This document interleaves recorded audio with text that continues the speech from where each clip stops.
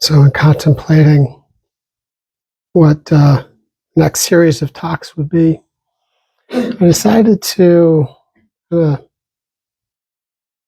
end where I think I started the year, and that's discussing the Noble Eightfold Path. That was the first teaching that the Buddha gave, and every subsequent teaching after that just reinforced the Four Noble Truths in the Eightfold Path. And noted that the Buddha said, just as the great ocean has but one taste of salt, so too this teaching has but one taste, the taste of freedom. And I can, only share my own experience of how true that is.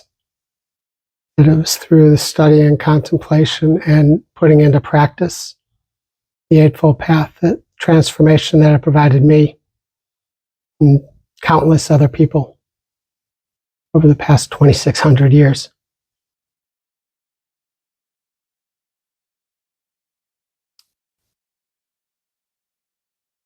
This path is a practical guide to awakening.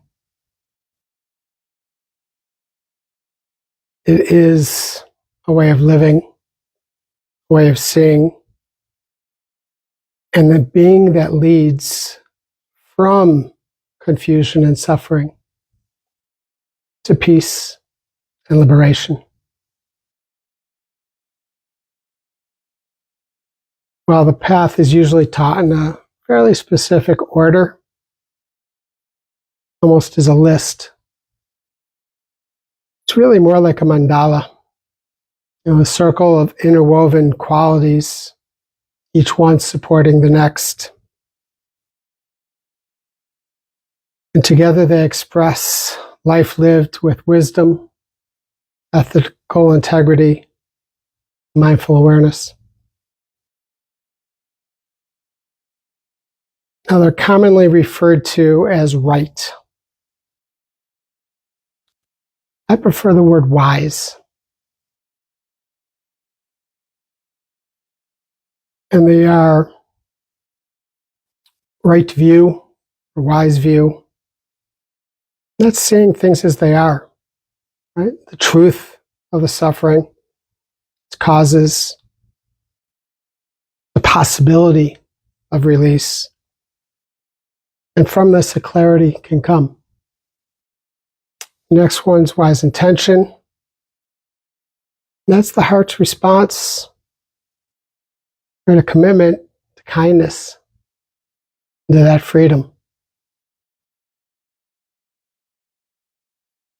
And then it turns towards more of an ethical conduct of wise speech, wise action, and wise livelihood. How do we integrate this into our lives? And then it deepens into the heart by utilizing wise effort, wise mindfulness, and wise concentration.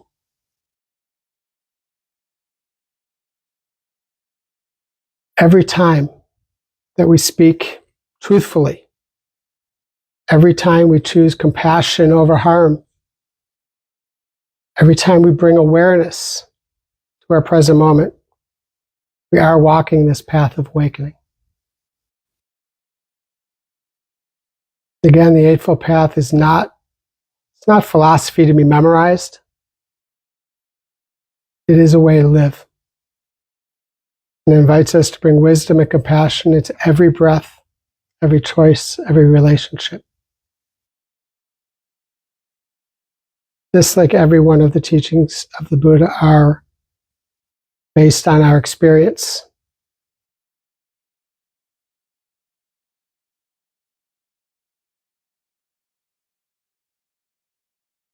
So for today's contemplation, I'll invite you to think about where in your life is this path maybe already unfolding. And where may you take one step closer to that freedom just for today?